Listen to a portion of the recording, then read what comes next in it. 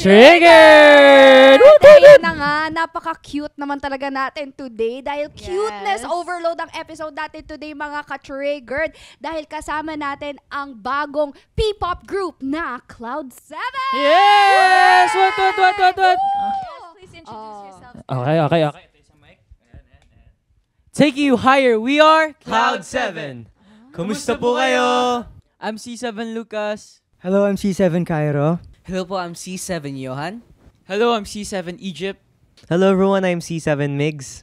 Hello po, I'm C7 PJ. Hello po, my name is C7 Fian. Okay! Meron din kami! Hindi tayo makawa. Di tayo papatalo, pare. Okay. Ready. Ready? 1, 2, 3, go! Oh, kainis! Hi, I'm Thea. Oh, kainis! I'm Cheska.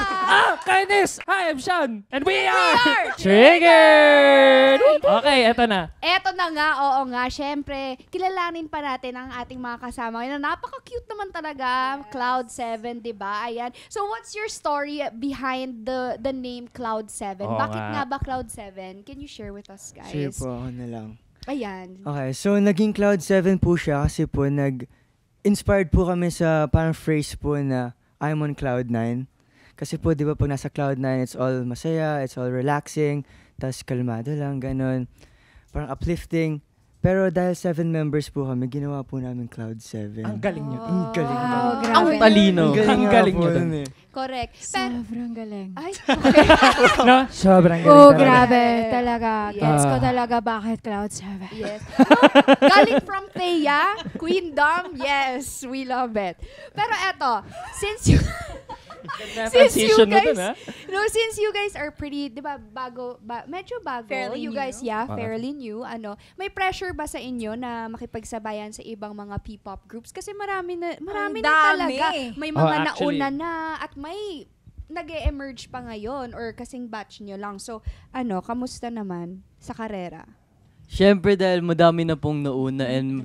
Ay, dito ako. Siyempre madami nang nauna and madami pang lumalabas na mga bagong P-pop group. Baka mamaya hindi na po kami youngest P-pop group, di ba? So, siyempre may pressure na para mag-stand out kami. Pero, yung pressure na yun is para hanapin yung identity namin. Wow. Na makakapag-separate kung anong meron kami sa mga ibang P-pop group. Correct. Just like a diamond, di ba? Without the pressure, hindi siya magiging diamond. Wow! You are born for this, Jess. Galing. I am. Wow.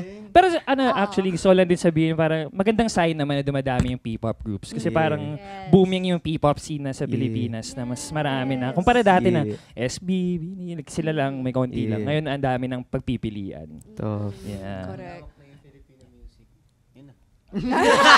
Yun na. Oo. But, Oo. eto, I have a question lang. Why nako-compare ba kayo ever with like specific groups, ganon? Kahit wag nyo ng pangalanan, but did you ever like feel like, from the fans, ganyan, may mga bashings ba or anything like that? Meron po, pero for us, we don't take it as a competition na sobrang sama. Para sa amin, it's a friendly competition kasi outside of the camera, outside of the stage, hindi po nila alam pero magkakaibigan po kami halos lahat ng P-pop groups. Nagkakaroon po kami ng mga basketball runs, nagkakaroon po kami ng mga labas kasama yung mga P-pop groups. Opo. So, very friendly competition po yung nangyayari. Siyempre, gusto po namin is meron kaming wala sila, meron din silang wala kami. Pero at the end of the day, it's all a friendly competition po.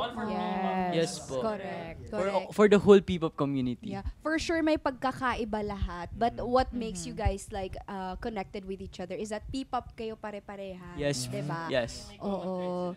Common And thread. I think kasi for me, competition breeds excellence. Mm-mm. Kasi kung kampante ka na with where you are, you have no desire to get ahead, edi bakit ka pa i-improve? Correct. Diba? Bakit mo pa pagtutuunan ng pansin yung craft mo? As long as it's healthy competition, Yes. friendly Yes. competition. Mas like what Lisa nakaka-motivate po talaga pagka Yes. marami pong mga P-pops. Lahat din naman tayo nagtutulong-tulungan. Yun nga. Oh, that's really Mga true. collaborations po, ganun. Actually, parang nakikita ko sa mga P-pop group, parang laging nag-criss-cross sa mga TikTok. Pagkanta nila, nakikita ko pa ako. Yeah. Ganun yun. Ganun talaga. Correct. So eto, how would you describe maiba lang, how would you guys describe your music genre? Paano ba yung kasi syempre you guys are fairly new, so paano nyo madidescribe sa ating audience? Okay po. Yes. Siguro po masasabi ko po na yung music po naman, yung style po ng music namin is very light pero upbeat po siya, and yung pinaka-idea po ng music namin is more on uplifting, inspiring, and to motivate people na nakikinig po ng music namin. Especially yung Rainbows po, yung fans namin. Yeah. Cute. Tsaka diba, the younger ones, parang nakaka-inspire din yun pag narinig yung music ninyo na light lang, ganun. Tapos it's all about parang motivation, dreams. Alam niyo yun, yung parang paggising pa lang papunta ng school, parang narinig niya na yung Cloud 7, yes, I'm gonna make this. Yes. I'm gonna be on, yes, I'm gonna make it. Oo.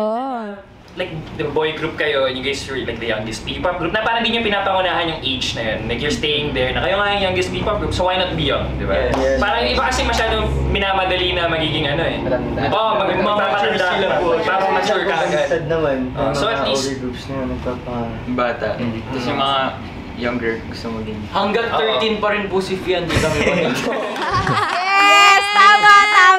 Yung music nila, yung para sa yung hindi pa sinira ng realidad yung Oo, yung parang idealistic pa tayo, yung gano'n. Pero dapat naman forever kang gano'n. Oo. Diba? Dapat you have a positive Energy. outlook on life. Correct. Ano ba, since we're talking about yun nga, the P-pop scene din, sino ba yung mga nag-inspire sa inyo as a group?